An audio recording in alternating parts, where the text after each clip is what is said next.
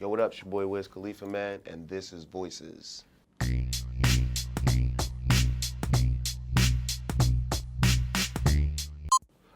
The most important thing for me, like as a dad with my son, my relationship with him, is just to show him like the reality of things and the reality of life, and like nobody's perfect, and you're gonna cuss, you're gonna make mistakes, you're gonna slip, you're gonna fall, but you can always correct it and be better. So I just try not to be perfect. I just try to be myself with my son. So when it comes to my music, I'm like all the way transparent. I let him come in the studio with me. And I let him see the process of me writing and let him hear the beats over and over and actually let him pick stuff, you know what I'm saying?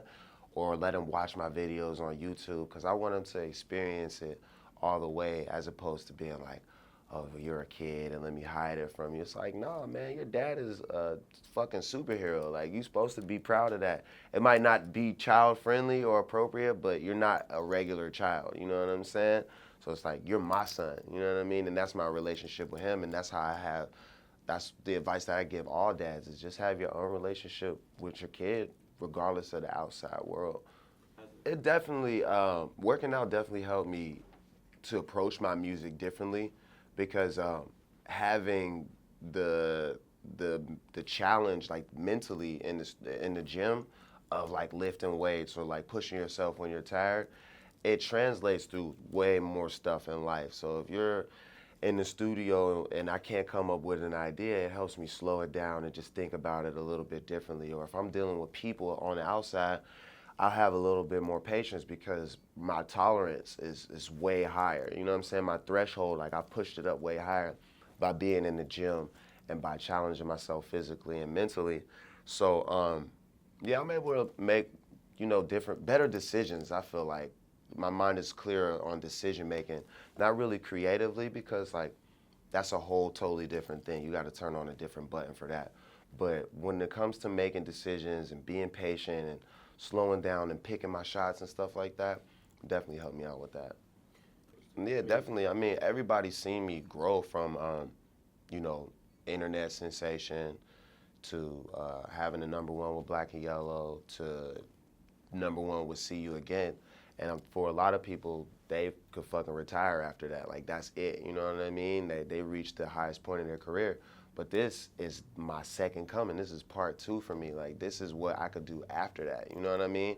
So I feel it's as important as the first one. And I feel like the direction and the inspiration and the creativity it has to be right there because I've done so much up to this point to do it again and have another 10 years and then do it again and have another 10 years. This is what's going to start that right here. Yeah, it's good to have such a loyal fan base and people that support the gang so much and people in the gang that rep so hard. And that's what just keeps it going is like it's a lifestyle and people see like people's lives change through Taylor Gang. You become more positive, you become fresher, like you could dress better, you smoke pot, like you get cooler almost, you know what I'm saying? So it's like at the end of the day, there's not too many groups of people that you could say that you could hang around and better yourself. And that's what we do at Taylor Gang. Yeah. With rolling papers too, man, you're gonna laugh, you're gonna cry, you're gonna dance, you're gonna plot on $1 million all in one. It's like a good movie. You know what I'm saying? Like there's so many good moments in and out of it. And at this point in my career, I've been in the game like 8 years, I think now, and put out close to 20 projects. I feel like this project is still allowing people to get to know me. And like, that's such a good thing to get from an artist is like, oh, I'm still getting to know Wiz personally. I'm still getting to know layers of him and figuring out things about him that I didn't know before. So it's really good, and I think for the fans it'll be interesting as well as something that they enjoy. The song with me and Bone is crazy, dog. I got all, I think 5 members or 6, I don't know how many it is. Lazy, Crazy, Wish, Flesh, and Busy. That's like a dream come true for me because I grew up listening to Bone, you know what I mean? Like I wanted to be in the group, so that was my opportunity to be in Bone Thugs and Harmony.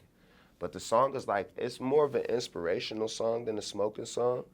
I took that opportunity to like reach people because I listened to Bone when I was a kid. and they always talk to the kids like, yo, you could do this. Like, they was called Bone Thugs and Harmony, but they was like, don't be like us. You know what I mean? Like, be different. Like, don't be in the streets, don't kill. Like, when they would say more murder, that's because that's what they were seeing, and they didn't want people out there doing that shit. So I was like, how can we do the 2018 version of some shit for the, you know what I'm saying? That's still cool, but like that's going to reach a third grader who listens to rap music. You know what I mean? They need to hear something positive. What? On the album? Yeah. Oh, Be Okay. Yeah, that's the one for sure. I talk about my relationship with my fans on the first verse. I talk about my relationship with my ex-wife on the second verse. And I talk about my brother who passed away on the third verse. So that's the one. July 13th, Rolling Papers 2. It's going to be the best album of the year. Best album of the past 5 years. It's coming right now. RP2, July 13th. Smoke some pot to it.